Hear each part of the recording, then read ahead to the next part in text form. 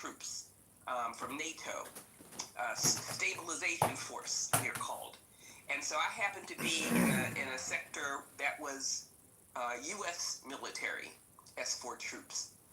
And I'm working in the local municipal building with the local people. They're trying to reestablish their local government. And the main part of that was to reestablish the ability to vote, which I'm talking about November 4th, because that's at the heart. Everything that is at the heart, to show up to vote because you care, because you understand that's all they ask of you as a citizen. Well, not only that, but actually you need to run for office too, and you need to know what the issues are. But anyway, so these American soldiers come through on their patrol, and Lord have mercy, but this one soldier, he was carrying a firearm. The local people freaked out. They did not, I don't know how to describe it, but because they had just come out of an armed conflict where neighbors killed each other, a civil war.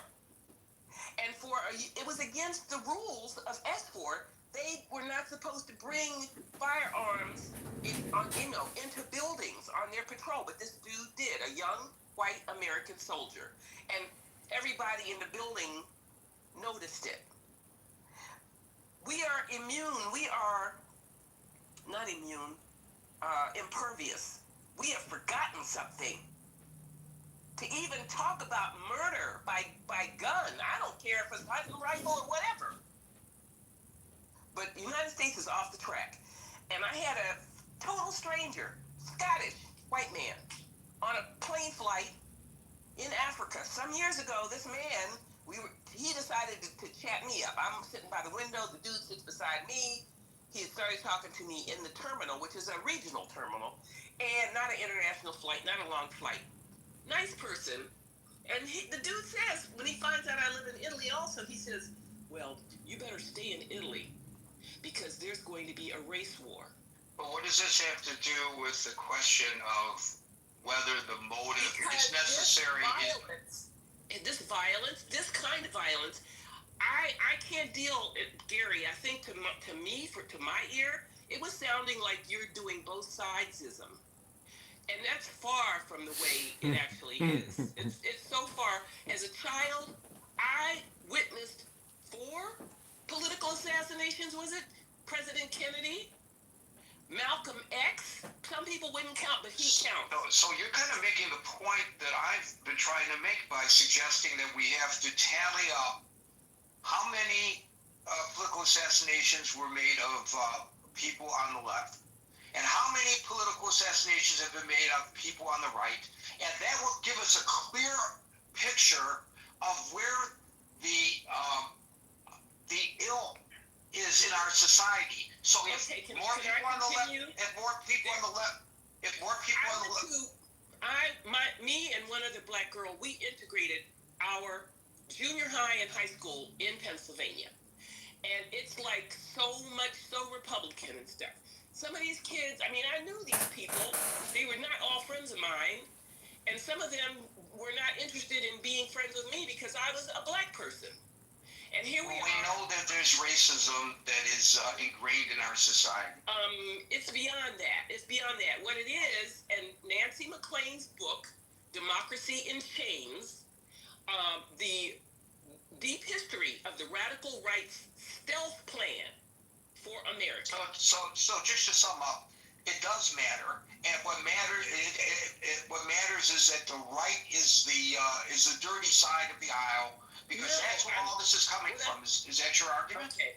What I'm saying is that, as some people say, because I vote, but I just, it's really, this is like so complicated, so complex. But we have a 34-time convicted felon in the White House. We know all that, but that's not what we're here to discuss today. We've discussed that ad nauseum on this stage. The question is, and if you could focus on the question, you said that you saw the title of the room and it prompted. You said that you saw the title of the room and it prompted you to come up on the stage, and thus far. Unless I am totally invited on the stage. I was invited on the stage. That's fine. I'm just saying, I don't know how you got on the stage, whether you were invited on the stage or whether you raised your hand. Great. That's great. It doesn't matter to me whether you were invited or you spent 8 minutes. I have, I didn't finish what I was saying, but if this is the end of it, then I'll shut my mouth. I'm not asking you to shut your mouth. I'm asking to try to bring this around and focus at the topic at hand, not whether Donald Trump is a felon. Because this is not about this Robinson. What's his name? What is it about? What is it about? Tell me very succinctly right now. It's about the breakdown of the United States. And right now we're talking about a breakdown on the right, because this was not somebody from the left that shot this fellow. Okay, you know that. You know that. You know that. How do you know that? How do you know that? Judge Luttig, his own grandmother talked about the situation. How do you know that? How do you know that? How do you know that? Have the FBI investigated. But let me make one more point, and then I'm going to leave it alone, because you want to see it a certain way. And no, it's not that I want to see it a certain way. I want you to address the issue. Does not count. I want you to address the issue. Told us, Judge Luttig said in the summer of 2022, after the January 6th killings, they were killings too, but the attack on the Capitol, where I used to work, he said that Donald Trump and his supporters and allies are a clear and present danger to Americans. And that's why Charlie Kirk is dead today. Yes, because he planned that whole thing. Okay. Yeah. So he was a victim of his support for the evil Republican. Well, somebody quoted what he said about George Floyd, which was so tragic. I quoted what he said about George Floyd, by the way. No, I didn't hear. I'm talking about something I read earlier. I quoted it yesterday. I don't remember whether it was on. I wasn't here yesterday. I'm talking about something I saw. I'm just saying that I recognize that. So your argument is. I'm talking to you. There's other people on here too. I know that, Marion. Quit being so contentious. Thank you. Take care. Okay. As best as I can tell, Marion just illustrated the. She knows for a fact that the right is responsible for all the evil in the United States. And I'm sure some come up to the stage and say that they know for a fact that the left is responsible for the evil in the United States. That's the problem, in my humble opinion. That's not to say that the points that Marion raised are not accurate. I'm not saying that, and I don't want to be represented in my admonishment of the discourse. That's not what I'm saying. I'm saying that she's got it in her mind, and maybe she's right, that all the problems of our society come from the right, just like Donald Trump and his followers have it in their mind, and maybe they're right, that all problems of society come from the left.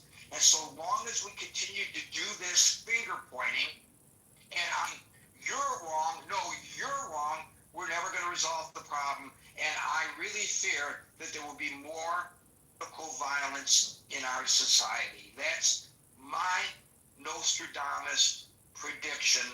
I'm not qualified to do so, but that's my fear anyway. Dude.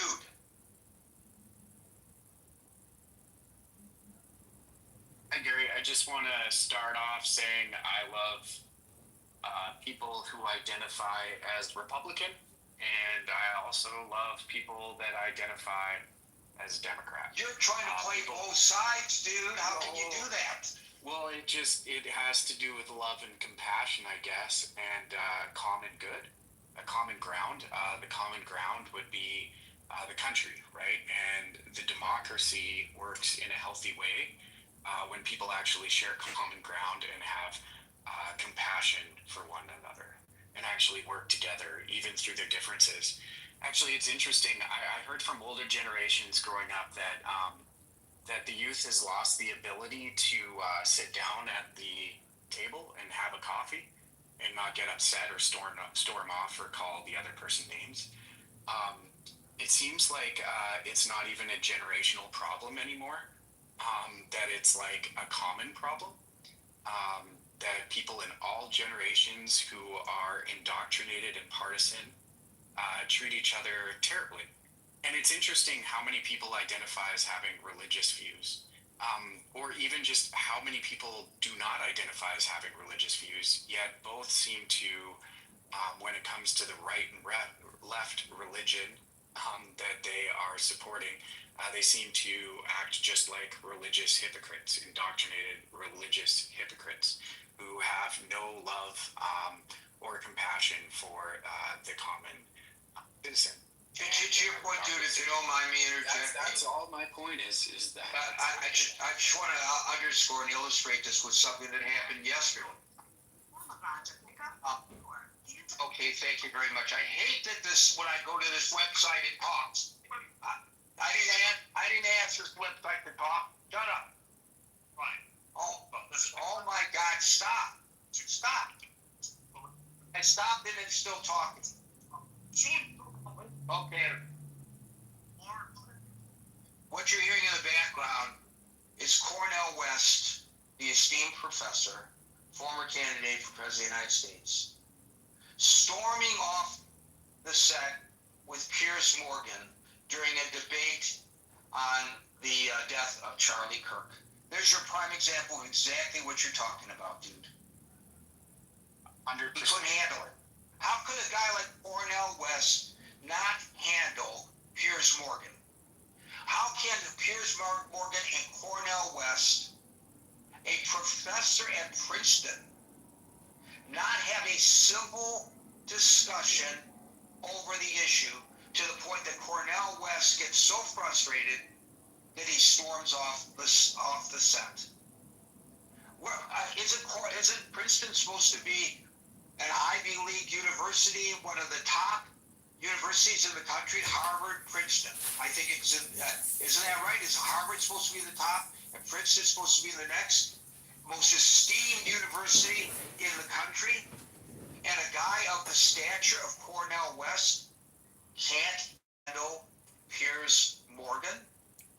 Whatever you thought about Charlie Kirk, he certainly can handle a debate without storming off like that. Just saying. Thank you, dude. Yeah, it shows a lack of emotional intelligence. I'll just land I think so. I think you're right. I think you're right. I think you're absolutely right. Thank you, dude. King, you're up. Yeah, so I do understand why Cornel West would have stormed off. This has been a very difficult conversation to have, particularly with people who, again, lack of empathy, refusing to put themselves in another person's shoes, in their understanding of the environment, the rhetorical environment that all of this is surrounded by. And I'm not talking about from a partisanship perspective. I know that Cornel West has 2 kids, and one of his good friends, he has a well-known friendship with another scholar, Robert P. George, who is a profound conservative intellectual. I also know that Charlie Kirk and Cornel West have had engagements, personal engagements. I've heard them talk about their personal interactions over the last couple of days. But I'm sure that at the time he was probably trying to, I can only imagine, but I would guess that he was having a conversation about some of the words that have been spoken and why they are or are not problematic as it relates to marginalized groups. But I do agree with you that the motive doesn't really matter because, well, firstly, like I said, I don't think this is an issue of partisanship. The pattern that we've been seeing with young men, radicalized young men, lashing out because of the nihilistic indoctrination they've received online is the through line. The same day that that young man shot Charlie Kirk, another young man shot up a school. 2 weeks before that, somebody else shot up another school. And this has been going on, right? I have thoughts about the partisan leaning that some of this indoctrination comes from, because I know of the Andrew Tates. I know about some of the messaging that have been reaching children as young as in junior high or middle school. A conversation that's starting to happen now online is that the parents of young people are looking at their kids like, okay, what do you know about a Groyper? What do you know about these people? I've never heard of Charlie Kirk. I've never heard of Nick Fuentes. And they're asking their children, and they're floored because their children are very aware of the memes. They've been exposed, is what I'm saying. And all of these new terms that these parents had no clue about or what they meant, the children are well versed in this. Some of those kids are going to fall deeper into those rabbit holes because of the algorithms, right? And it doesn't even matter the platform. There was a time where people felt more vulnerable going into places like the deep web, but people are being radicalized through TikToks and YouTube and Instagram, and the algorithms are playing a part in this.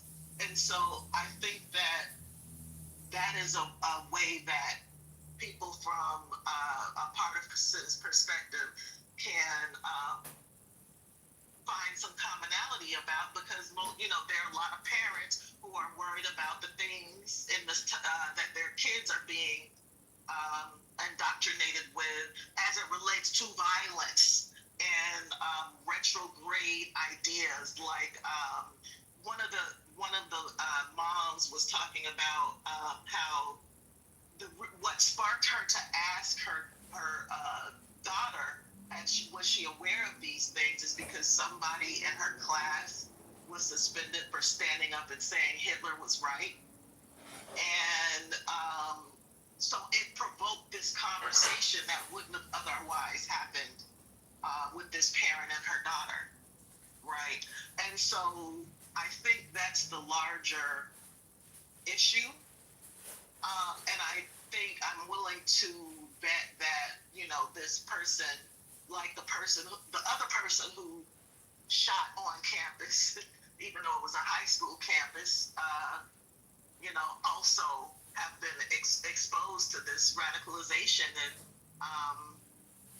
I think that we need to wake up and take our heads out of our asses as the adults and stop making it about us, or, because we know that both parties have their issues, both ideologies.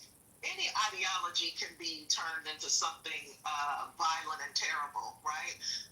For everyone that talks about, religion, we know that religion even has been used to perpetrate violence on other people. So it's really not about the partisanship. It's, in my opinion, it's about just the fact, the degree of radicalization that is happening amongst young children, and they're growing up with these ideas that are totally retrograde, and that everybody is clueless, and they have access to guns, right? So they have an arsenal, as well as the seeds of violence planted into their worldview, combined with a lot of hopelessness, a lot of confusion, and just a lot of hormones, So I do agree. I don't think that the motive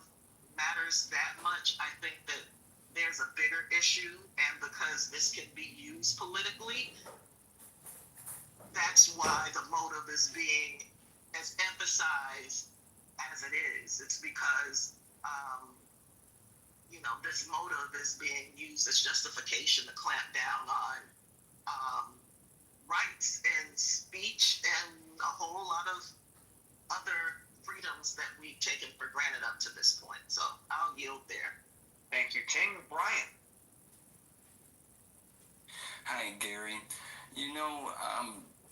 Does the motive matter? I think it could if anybody cared. I think his motive, if it was analyzed by someone who cared, could cause maybe someone to look into why he did it and see if there was any corrections that might be made in the future to help prevent something like that from happening again. When Charlie was assassinated, there was so much blowback on social media that it kind of, I don't know what the word is, kind of incensed me in a way, because I was just learning what happened and didn't even know who Charlie was, but there was this blowback of people were blaming the left and there was so much I don't know how to describe it, just kind of blowback toward the left, and I was blaming them before the guy was caught, and really before the news story was out everywhere. So I don't think that any motive is going to change people's minds, and especially when like Scott and so many people already mentioned that the president and attorney general and all these major players on the right, or I should say MAGA, have it ingrained that it's the left. I think in a way that they're going to capitalize on that as much as they can leading into the midterms. It's going to, with that and the gerrymandering, I think they're doing whatever they can to try and save and gain seats. But unfortunately, I think that's going to cause the problem to exasperate. I think it's just a matter of time before something else happens again, especially if we don't change course on the way people are talking.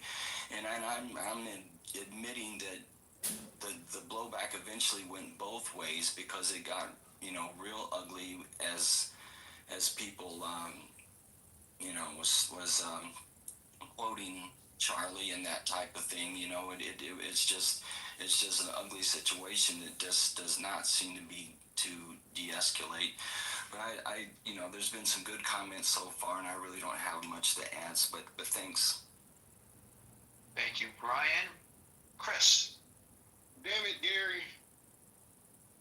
How are you today, Gary? Damn it, Chris. I'm doing fine. Well, you ain't got to use your black accent, but I appreciate it. At least I know that you hip. Hey, putting King and Brian in front of me is kind of the cheat code on shutting Chris up something. Because a lot of the things I wanted to talk about has been said, and gratefully so. So let's get straight to it, so I'm not here wasting anybody else's time. Does Robinson's motive even matter? Yes, it does, to both sides, actually. Unfortunately, the investigation that we'll get will be skewed. The FBI working the case will be skewed. And that means motives will matter for the respected administration. Why? Because they can push the narrative that makes them happier. They can push the narrative, as Brian said, that can push them into midterms with a strong base, or try to find a strong base in the sake of a death. Which, I hate to say it, with how fast they moved as soon as the man's death was announced, they played their hand so fast that it was too obvious that you guys had ulterior motives on his death regardless. It could have been anybody from the right at this point, from the way that they're moving. They would have found a way to utilize it for their gain. Now, poor sorry Charlie Kirk and his family, yeah, great. I'm there for you all. Whatever well wishes you want to send to them, I respect. But the way that the administration, who said that they were friends of Charlie Kirk, decided on utilizing Charlie Kirk's death in the aftermath to turn things into a hate-filled push, an agenda, and a distraction from what we previously seen coming down the pipeline, from the gerrymandering, which was funny that you mentioned that, I believe that was Brian, because the gerrymandering has been looked over. Why? Because we have a new topic on our television screens. The same goes for the Epstein files. The Epstein files are now on the back burner. Why? Because we have to figure out about all these bad apples talking bad about Charlie Kirk. And guess what? Our Congress agreed. The Congress just pushed that stuff right out the back door and said, we'll figure that out eventually, if not ever. Because now we have a bigger fish to fry. People are being mean about Charlie. So the motives do matter for the right. Well, let's get to the left. The motives matter for the left too. Because I'm not one of those people that says, well, they're playing it on both sides. Because obviously the rhetoric that's being pushed on from the right is way more detrimental than the rhetoric was pushing on the left, and we'll get to that here shortly. But the left can also utilize from this. The left needs to utilize from this because, yes, we don't have all the information. We don't know if just because he had a right-leaning family that he was actually on the right. But what we do know is that the right decided to pull war out as soon as they could. And the left should be speaking to that. Hey, who are they at war with? The left should be speaking to the fact that who are the right declaring war on? Who are they upset with? They have every single aspect of government. They even have the Supreme Court in their pocket, and we can honestly say that with a straight face. The Supreme Court has done a lot of damage in the name of Donald Trump, the president. Let him do it. So the motives here just strictly goes back to, on the left side, hey, these guys said that this was a left-leaning thing. They said that the left is the danger. It's the left job to point the picture. Well, the president said specifically the Democrats. Yes, I mean everybody on the right. I mean, you can turn on Fox News before you even seen the president, and the message was already out. I'm gonna say that again. The message behind Charlie Kirk's death was out before Charlie Kirk's death. And the only way I can put that and say that in the way with so much vigor and understanding that I have a way more chance of being right than wrong is because the message was instant. Yeah, and Charlie Kirk, by the way, is by all accounts to this point, this may change, was apolitical in terms of partisan politics. Something to take into consideration. But the message, by the way, was instant. It took no time to get out the message across the Republican pundits that it's the right's fault, regardless of the information we have. The left's fault, yeah. Well, yes, the left's fault. I'm sorry. I do apologize. The left's fault that all of this stuff falls victim to. Before we knew who the guy was, before we even knew the video of him jumping off the back of the building in the Converses, before we realized that he broke down a gun in less than 2 seconds, we found out that it was all the Democrats' problem. That they pushed it and they pushed this and we need to go to war because it's time. Now let's get back to the last point I wanted to make. Is exactly what Brian said. Man, King and Brian was cooking. And it might have been King that said this, but I want to give them both shout out for stating the fact that all this stuff is went underneath the radar of parents, of grown adults who consume politics on a daily basis. Okay? Let's understand how well they hid Charlie Kirk in plain sight. Let's understand how algorithmic they was able to hide Charlie Kirk and his message. What do you mean they were hiding his message? I don't get the point. What I mean by they were hiding his message, and I don't put a they with a person or party. I'm saying Charlie was infectious to children. He was talking about who are you, and adults did not know that Charlie Kirk was talking to the youth. Remember when he had this is a whole problem. Let me give you an example, Gary. Okay, wait, hold on a second.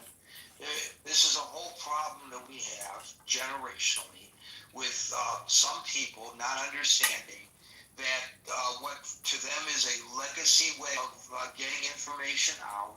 There's a whole different, like people said to, in fact, somebody I know in her 30s asked me, what's Discord? She's already too old to know what Discord is. So there are so many different ways of getting information out that, yes, the older generation, probably many, I mean, how many people came up to the each year and said, I'd never heard of Charlie Kirk? And I think that's a terrible thing, but I do also understand and I sympathize with those people because a lot of those people are just not in the bubble of information, and that's fine. But go right ahead, because I do have a point that I want to make. No. I'm just trying to explain why that is. Go ahead. Okay, going back to my point, we all have to remember there was a time where they had children cartoons on YouTube. But in those same children cartoons, they had messages in those children cartoons with the little scary face thing that used to tell the kids to kill their parents and harm themselves. There was a cartoon on YouTube. If you are a parent, you may know this. That they had in the cartoons, they were putting hidden messages in. It was, I forgot what the blippy or whatever the thing was called. But it was a true message being pushed to the youth, but the parents had no clue because they just give the kids the cartoons or the iPad. The iPad eventually puts it all in the algorithm, and it works on the children. We have to be more understanding on what and Gary, but last thing, because you brought a great point, but I want to make sure I don't let this skip over. The Charlie Kirk situation wasn't just something that was undertoned by Charlie Kirk to push to the children. He had investors. He had backing. Somebody knew this message was getting pushed to Charlie. Okay, so now you just taught me something that I didn't know. And I acknowledge. I know you Googled. I acknowledge that I went to ChatGPT, and they reference the Wikipedia. And what it says is, and I was unaware of this. So there were disturbing child-targeted videos on YouTube and YouTube Kids. Yep. They contain hidden or spliced-in scenes, yep, urging self-harm or showing extreme violence. Bang, bang. And a number of parent reports and tabloids also circulated claims that some clips contain messages encouraging kids to harm others, including their parents. Hey. Major investigations in 2017 through 2019 documented the broader problem known online as Elstagate. I don't know how I missed this. Hey, Gary, don't worry, because the people missed Charlie Kirk too, and this man already passed away. And related phenomena, and showed that malicious actors were slipping grotesque or instructional content into videos that looked child-friendly. Holy freaking Hey, Gary, crap. I'm going to jump off of this bridge with this one. Hey, I want you to also understand Charlie Kirk was doing something very similar. He was pushing the message behind the Christian belief. Well, I don't know whether it was behind Christian belief or not, but let me just say that whenever Charlie Kirk went onto a college campus and engaged in these debates, where, by the way, he overwhelmed the 17 and 18-year-old people who because they're unknowledgeable. They're children. And he would often point out, I never went to college. Yeah, I never went to college. And he was like Rush Limbaugh used to say, that he could debate you with one arm tied behind his back kind of thing. That's what Charlie Kirk was doing. But he always had, and by the way, I'm not saying this critically, I'm saying that this was brilliant. He always had camera crews, plural, there. And they would extrapolate from these long exchanges 20-second clips that went on TikTok and Instagram, and that's how he propagandized his message. He was absolutely brilliant at it, but that's what was going on. All right, Gary, I'm at the home run. This is the home run, so I want you to all pay attention to what I stated.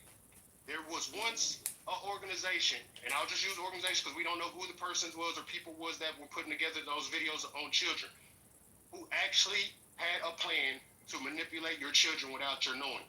Again, not trying to discredit Charlie Kirk or the message of, does Robinson motive even matter? Yes, it matters on both sides, but I want people to understand that, yes, you may not have known who Charlie Kirk is, but understand the system does. And the system knew exactly that you guys wouldn't know who Charlie Kirk was until it was too late. And children are being indoctrinated with information that is not always true, but sometimes hateful. And that's where it gets sticky, because this type of stuff can go over the radar of the adults. Even a Gary who is in this type of media did not understand that children were being harmed by YouTube videos. And this is the same situation we're currently looking at.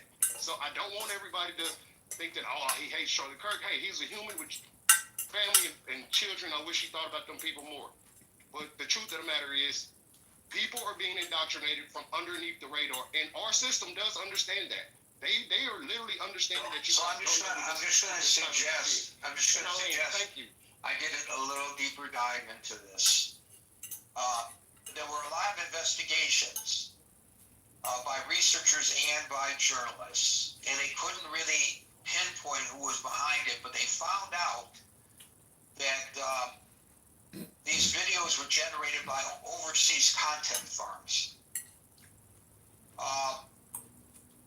According to this article with ChatGPT, again, I have not time to check their research, which if I was doing a story, I would have to go beyond just what I'm seeing here. So I'm presenting this with a grain of salt. According to what ChatGPT is saying here, the main motivation was money, exploiting YouTube's algorithm to get clicks from kids. But I don't know, because the subliminal information, I don't think had anything to do with money. And I'm wondering. Yeah, I was gonna say, how do you the subliminal gain you more access to money? Right, but what I'm wondering is,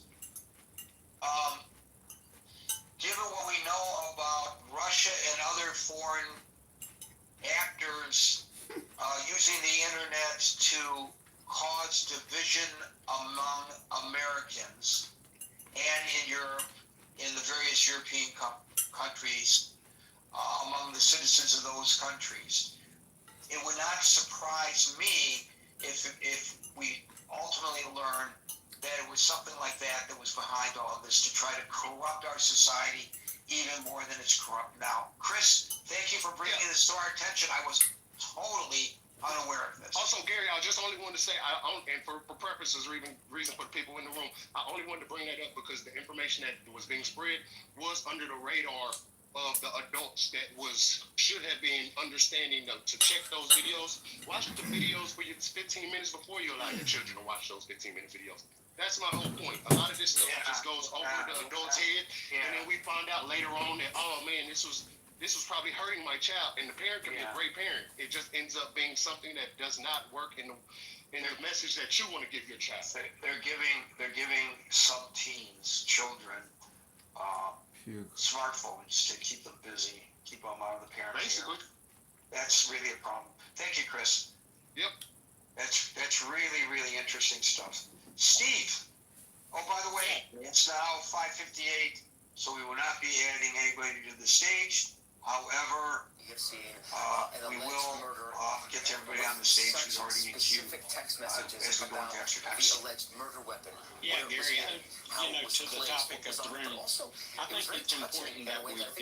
I think it does matter. And from this perspective, when we see corrosive elements starting to have a corrosive impact on the country, I think they need to be identified. And they need to be identified not in the way that Trump's talking about, let's go out and hunt them down and prosecute them, or Bondi's talking about prosecuting someone for talking about something. That's not what I'm talking about. More on an intellectual level, where you can draw those forces that are being corrosive out into the light, to where they have to articulate to the general population that might reject this line of thought. I think that's the important thing. And as long as it's bubbling underneath and we don't know the genesis, or we don't know what is producing the kind of action that we've seen, then we'll get caught flat-footed. And it's more to where the society, left and right,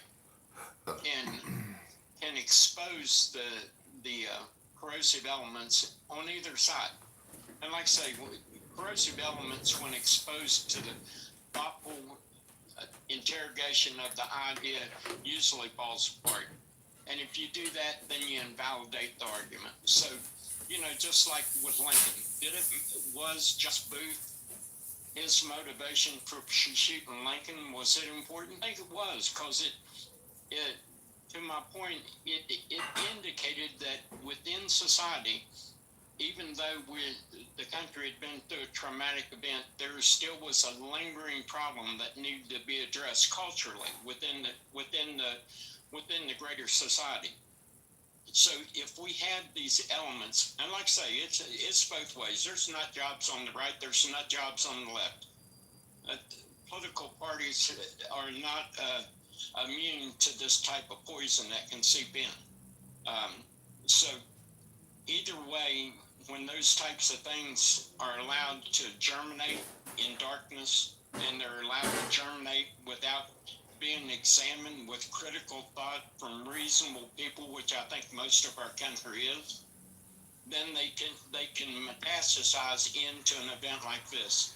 So that's the reason I think it is kind of important to address it before it evolves into a tragic situation and we find ourselves at each other's throats, Gary.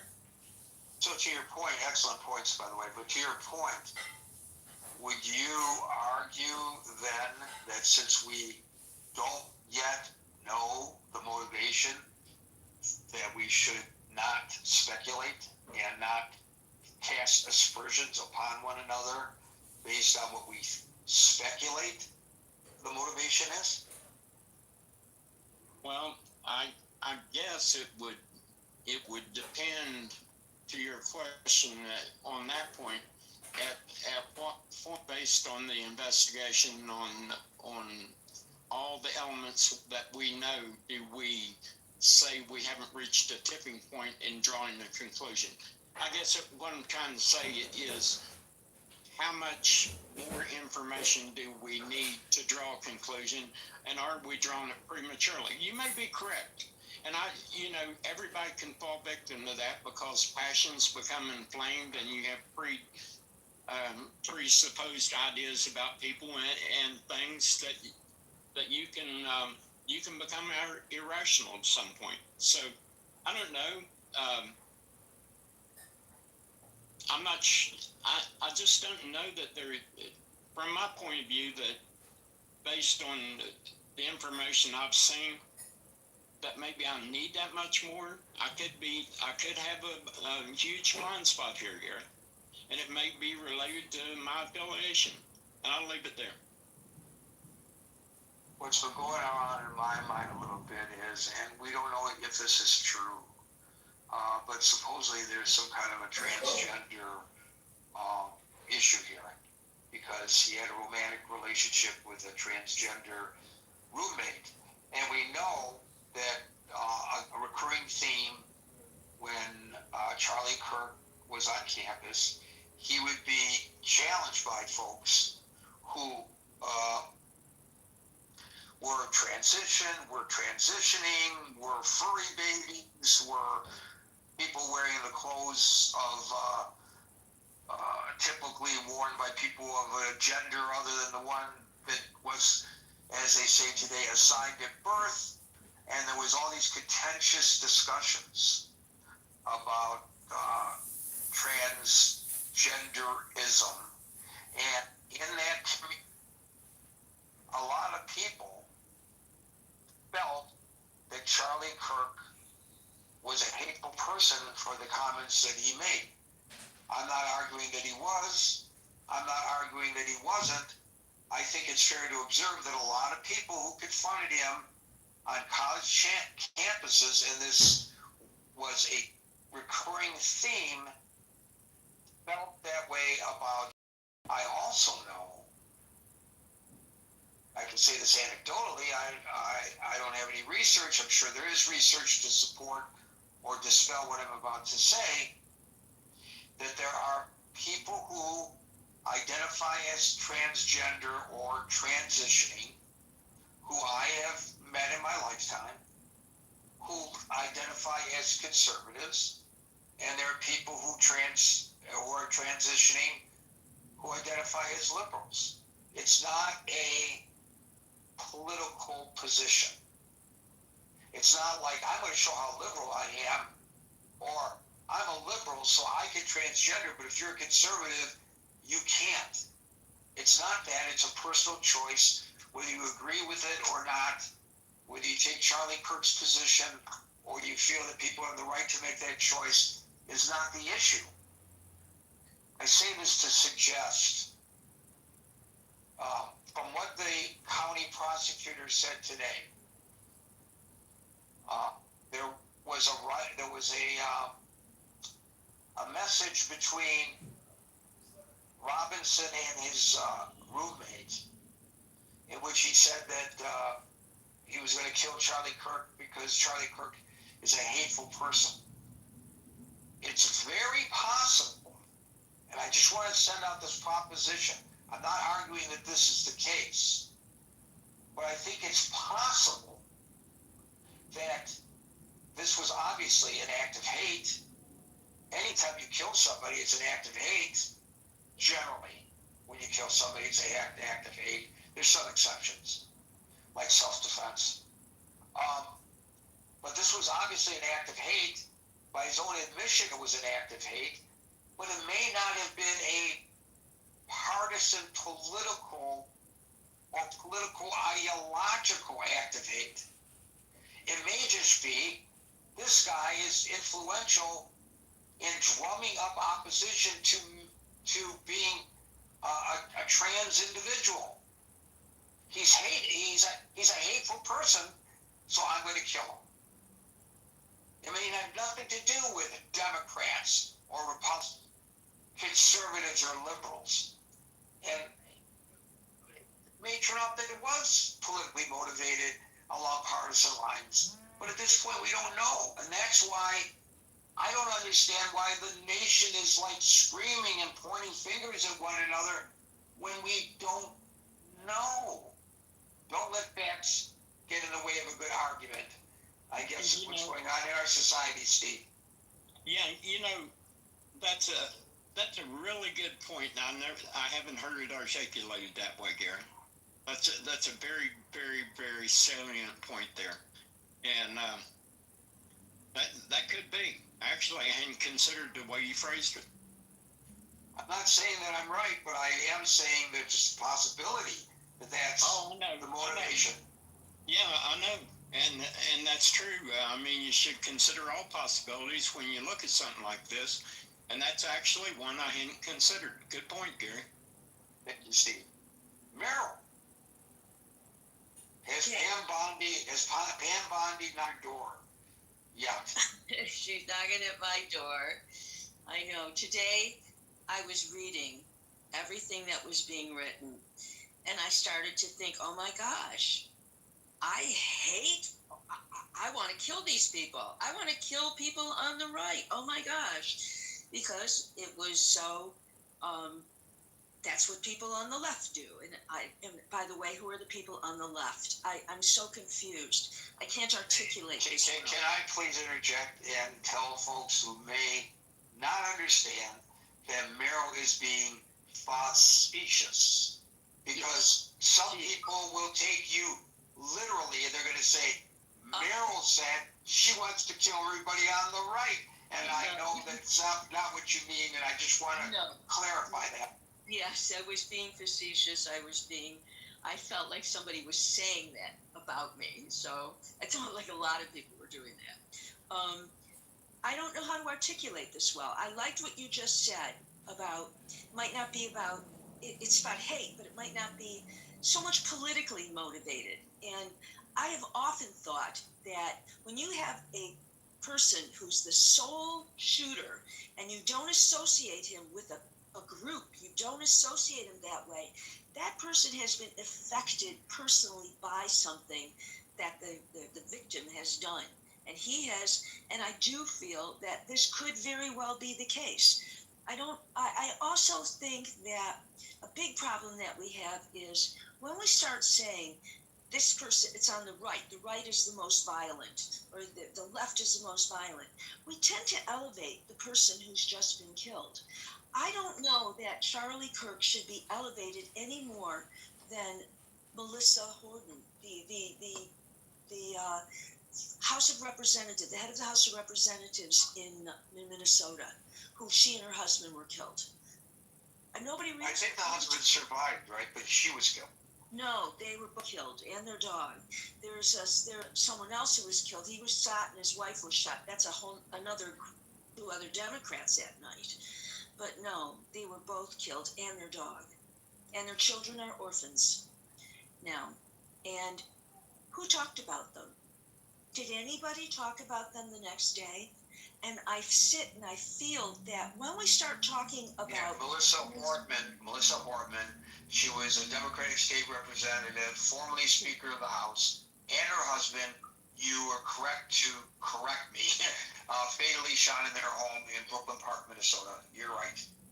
And so we have elevated by when we start attributing motives, we have then looked at Charlie Kirk.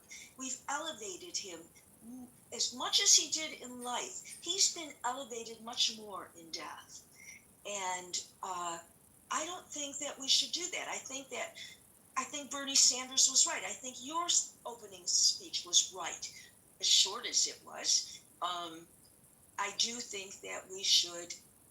It's time for us to say, okay, enough. Now we're going to stop this. How do we stop it?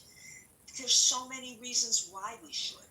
And this is how I feel right now. I feel that we need to put an end to it. I don't think we need to keep showing, have a contest. This group is more radical than that group. Because there's another thing that we don't know. We don't know on a daily basis, we don't know how many people get killed or how much domestic abuse there is that are started because of a political argument. We don't know that. We don't know about all the threats that come in that the FBI is keeping us from. We don't know all of these things. So we've got to be, and I just think we need to be more careful. But I want to stress that when we start saying it's more on the right or more on the left, we start to elevate people that maybe shouldn't be elevated. Maybe everybody should be looked at the same way. Thank you. Here, Meryl. Pardon? He said, here, Meryl. Who's that? Thank you. Marshall. Oh, thank you. Thank you, Marshall. Sit across the aisle. Thank you, Meryl. Double. Hi, Gary. Yeah, it's been an interesting discussion. Didn't know about the YouTube hidden message. I know. I thought he was like blowing it out his ear. Yeah, it sounds I said, what the hell are you talking about? Oh my God. I do appreciate, directionally the idea that people are coming for your children.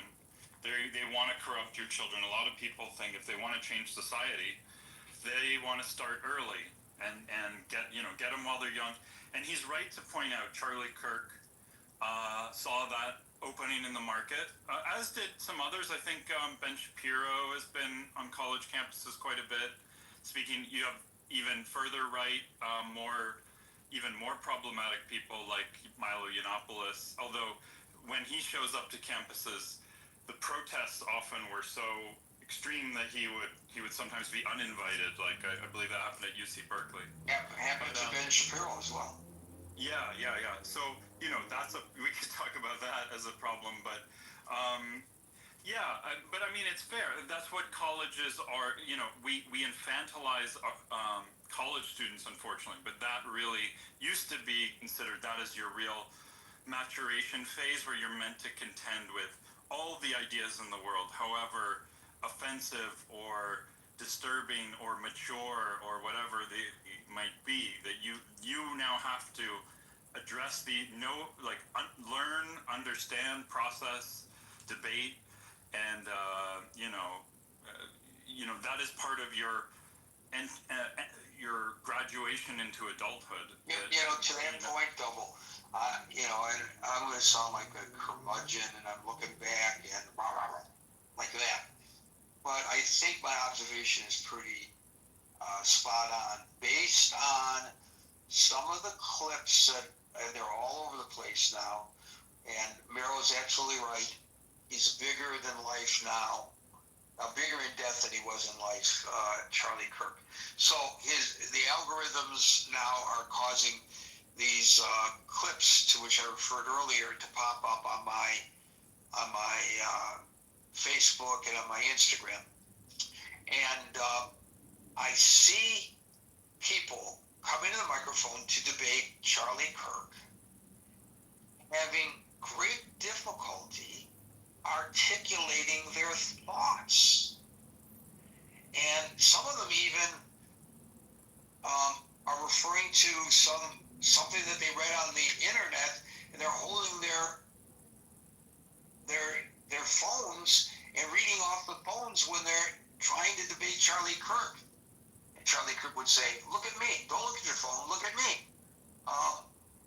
And when I was in college, my recollection, I may be looking at this through rose-colored glasses, was that we had very vibrant debates. I was in the Vietnam War era. We had immense discussions about the war, and people could sit down, usually over a beer at the local pub, and we could have an articulate, mature discussion about communism and the domino theory and exploitation and empire building and all that kind of stuff. All these various views were discussed. The military-industrial complex, but we need a strong military to protect us. People had varying points of view, and we would discuss them, and we could all articulate very well, I think, and then we would go our separate ways and remain friends. But when I saw and I don't know, maybe most of the clips, most of the interactions he had were not like this, but so many of the clips showed people sputtering while trying to talk to him. These are university students. What the hell? Yeah, I agree with you, Gary. I think we've dramatically, the inflation of, even if you adjust for monetary inflation, the inflation of the cost of universities and the inflation or the expansion of the administrations in universities and the profit motive there has corrupted these institutions so much. We've dramatically lowered the standards and we've jacked up the price, so they're profit maximizing institutions now that don't really, you're allowing people in who don't have the cognitive abilities or education to be there. Or the other thing that's happening, and I can speak to this anecdotally, I don't have any statistics to back this up, but I know of many cases where the student is articulate, the student is very intelligent, but the student kind of goes against the grain of the norm on the campus and is shut down. And it's like, well, wait a minute.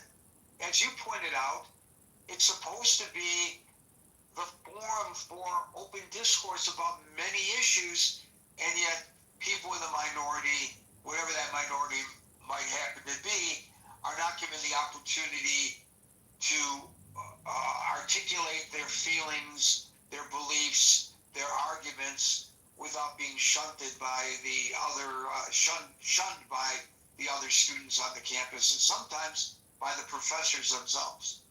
Yeah, I agree, and people are claiming. I heard someone I respect greatly on Clubhouse earlier today saying, if you send your child to one of these northern or certainly northeastern universities, you are basically signing them up to be indoctrinated into a religious ideology that will push them to change their gender and become, radically opposed to. I think that's an overstatement, but I think there's a greater acceptance of that, perhaps on the campus and in general society. But that nobody on the campuses are trying to get people to change their gender, and they're getting indoctrinated at a much younger age. My cousin, Gary. It happened to my cousin. But go talk to your cousin and ask your cousin. We're out of touch. I think we as older people are, to the point of the earlier caller, I think even we are out of touch in just how, and I think that you saw it in that clip and seeing a kid said something slightly counter to the group think and was immediately shamed into submission. And like that is. Yeah, but that's not what we're talking about right now. You're taking it to another level. I'm gonna let you go because we're out of time. I'm just telling you what that group think is. Check with your cousin and see when that cousin started having feelings of transition. I'm not just talking about transition. I'm just talking about the overall theme of, what some people would call the woke religion, Gary. Yeah, but you just said that people would be pushed into becoming transgender. Trans is just one aspect of. Well, I'm just responding to what you said. I gotta run. Thank you, Double. Thank you very much. We go to Shadow. Shadow, you're up. Thank you, Gary. I appreciate that. Man, my ADD is on overload right now, so I don't even really know what I want to say. But if we're talking about, we're all in that position right now. So don't think that it's that you have a medical condition. You're just part of society, buddy. Right. Yeah. So does the motive really matter? Like, I really don't. I wouldn't say it does, because, I mean, you can be presented with, especially a specific side, I won't say which, will be presented with facts, and then the story will always be spun in some sort of fashion. I mean, for example, if you want to dig into the data, like I've posted it in the chat, I've sent it in your back channel as well, Gary. But if we're talking about, if let's say Tyler Robinson, he was born in Utah. He went to a conservative school, raised by a conservative family. All of those data points would point to that he could be a conservative, because that's the way he grew up. But the fact that he was in a queer, quote unquote, relationship, does that make him part of the left? No, I don't know. No, that just means that was his sexual preference or orientation or experimentation. It has nothing to do with his partisan political positions. Right. So yeah, I don't really know what to say about that particular story. I mean, honestly, he could just be a crazy person, and it should just be left at that. But again, the data that I added in your chat, if you go to, it's by the Cato Institute, and then I think it's SUNY, the New York University. I forget what the acronym means, but if you look, State University of New York is SUNY, State University of New York. State University, there it is. If you look into the data, it's pointing to a particular side. If you look at right after 9/11, the data shows that most of the violence was caused by Islamism. I don't know why they would include international crimes into that. I felt like that part of it was kind of skewed. But if you look at all of the tables, the data is pointing to a specific side, which is the right, and all the ideological homicides that have happened over the years. And then the state college, the State University of New York, State University of New York data also points to all the homicides that happened prior to 2000 onward to 2016. It's by the right, and the data is there. One of the tables shows the number out of 269. It leans towards the right, and then the table right under it is out of 469. It is, it's clear as day where the violence is coming from. But even with that data presented, what does a partisan bent to political violence have anything to do with it? Why are we taking their political view into account? Isn't the violence just bad because it's murder? My point was just that if you're presented with facts, people will still always spin it in some way or fashion. But I'm just presenting. This isn't my study. This is where it's coming from. So that's all I was pointing out. Okay, no. Anecdotally, recently, the victims of political violence have tended to be people on the right, with the exception of what happened in Minnesota. By the way, breaking news out of London, where the president is on a state visit. I'm kind of chuckling about this. Somebody projected these big images of Trump and Epstein onto the castle. And more people got arrested for that. But you got to see the video of this. I'm sure you'll find it all over the damn place. Holy cow. Thank you for that. Is pretty cool, actually, I thought. Shadow, thank you. Dave. Yeah, no problem. Gary, I think you are one of the few speakers since this topic started. Talk about potential exploitation by foreign actors. I think this is something that we need to look into. It's not recent. It has been planted in decades, and because even the professor are infected, right? It means something quite long. But the good thing is, after all this discussion you brought up, the picture start to seem very clear, and there is a solution. I always look for solution. It's not. It is time that both sides have to come together. Yeah, this is good. Just like here, there's an opportunity of healing because we get to hear both sides of view, and we need more platform like that. And we need to figure out how to scale so that both sides can come together and look at it and figure out both sides could contribute to the solution. It's not one side. It's need both sides. Because from what I hear is the Thompson already hear something. Charika is coming. I think he heard it like 1 week earlier. So, and he's already thinking, but then he heard coming, and that somehow eventually triggered to, now is the time. And then he left a note under his keyboard, right? Say, I have the opportunity to kill him now, blah, blah, something like that. So, and that, I feel like the motivation is based on transgender identity things. And I'm foreign to this topic, but as I debate in Clubhouse, occasionally I come across people want me to put this topic as equal status as protection of Western civilization. I was like, what are you talking about? I was trying to minimize this important, but I think these people are really feeling their voice are not being heard, and they are feeling a lot of challenges and threats from multiple ways. And I'm guilty of it. I just put less important, but I'm not like discriminate, right?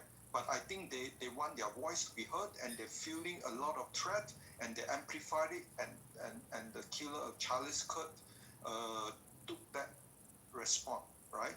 And I think so. I did check GPT and asked a couple of questions. What is this transgender motivated violence compared to political violence? I asked this question. It come up with very nice arrangement. It will take me some time to figure out how to organize it in a very coherent point. I urge you all to ask this question to the ChatGPT. And I think, is this motivated politically? I think from the time Charlie Kirk was killed, I mean, from the Republican point of view, Charlie Kirk in the way is a very rare. He's a very rare person. He has a lot of talent, and he still have a lot of things that he expected to do, but he just being killed too early. And the Republican side is shocked. And they need to figure out an answer and revenge. And just like the same thing, when Lincoln got killed, and because it was just a few days before a Southern Confederate surrender, so someone has to figure out a revenge, and so the Republican side is acting on this, right? But I hope they realize that. Again, I don't want to take out too much time, but I somehow figure out. So it has many things. When Trump take over, he's very hard. Common sense. You're either male and female. He took it very hard, and he pushed it, and it's taking it too fast because this concept has been cooking for many years, and and this community need time to adjust to Trump's approach to very hard, very quick change. And so this community have no time to respond.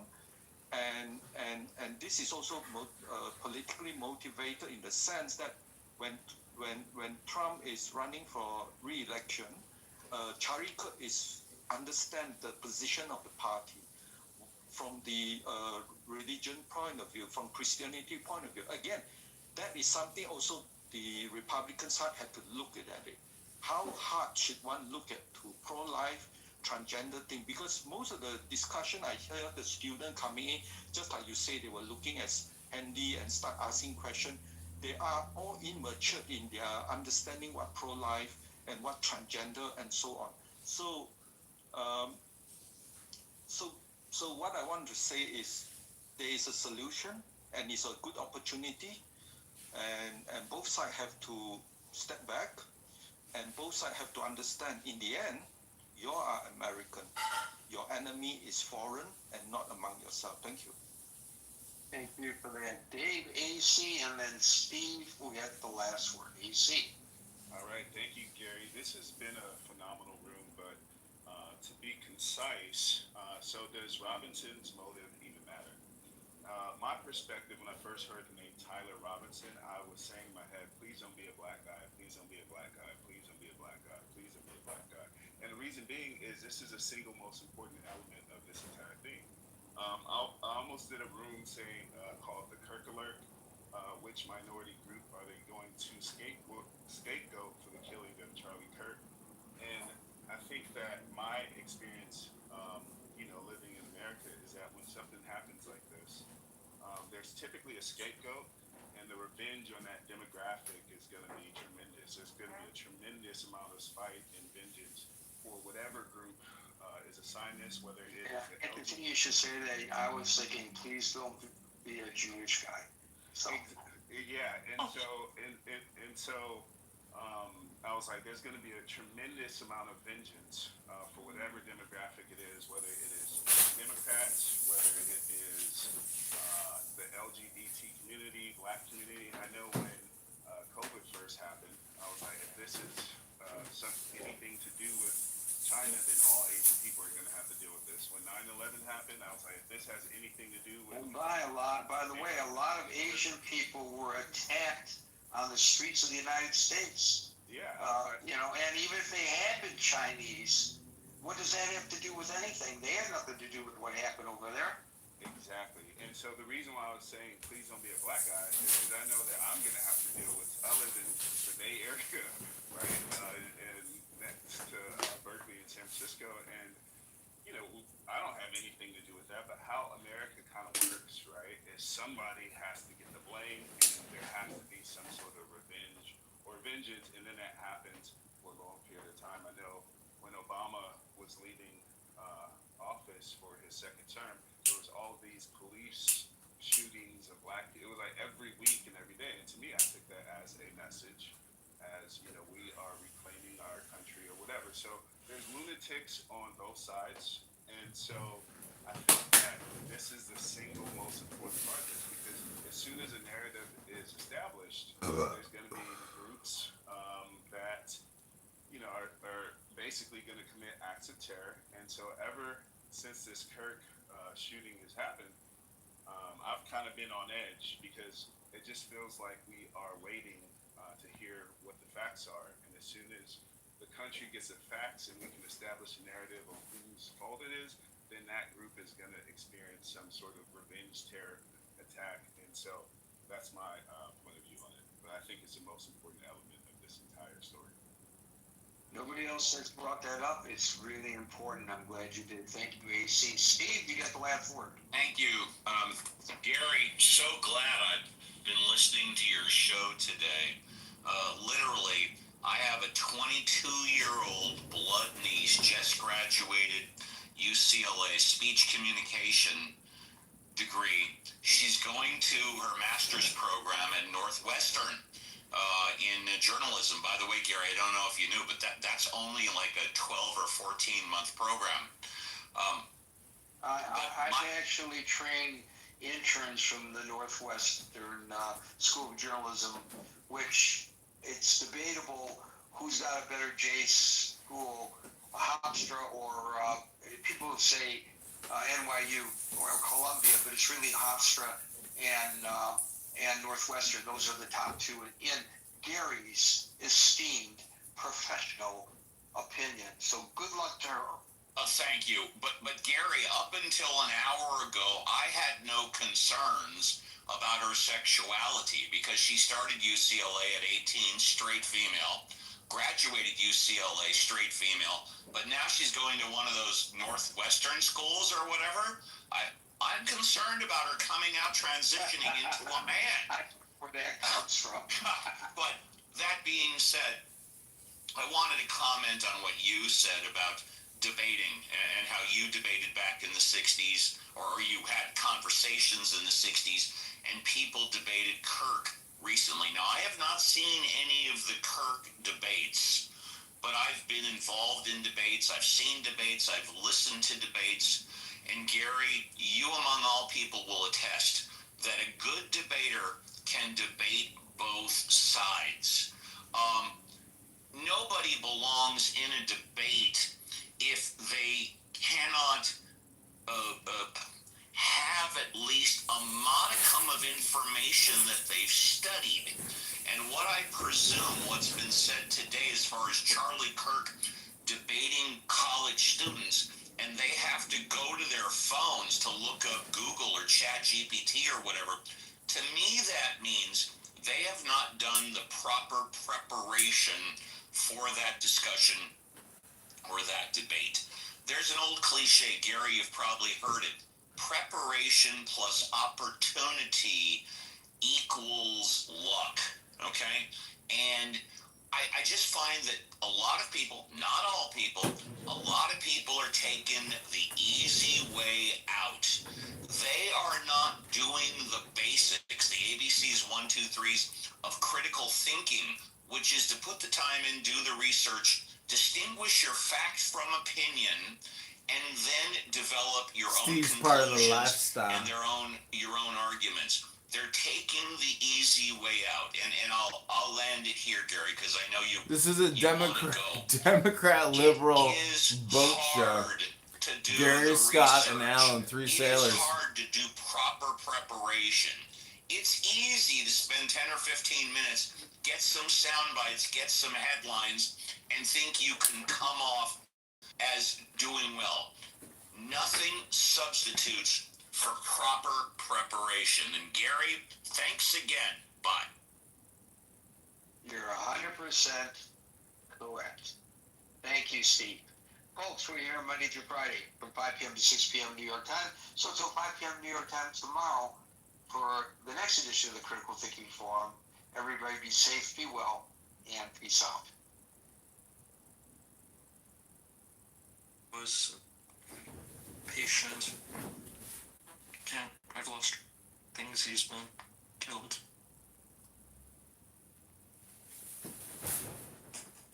More people talking about nothing and wasting all their time. Welcome back, everyone. Another exciting show where we record people talk about nothing and waste all their time. I mean, I'm seeing some people saying that all of Call me a this hypocrite. Is like Call me a they're critic. arguing the But I'll let Palestinian you judge. side is the truth Is this a side, waste of time? because UN, United Nations, kind of agreed to it, or they declared that. I mean, if United Nations was the perfect source, Who stepped on a duck? people were being killed. Nobody talks about that. There are so many people killed all around the world. Then, I mean, United Nations do shit. In Iran, we consider United Nations a kind of, I would say, a sham. There are so many countries in the world, and they come with their own bias. So of course, yes, it's an international organization, but it doesn't mean that they're free from bias or lobbyists. If they were really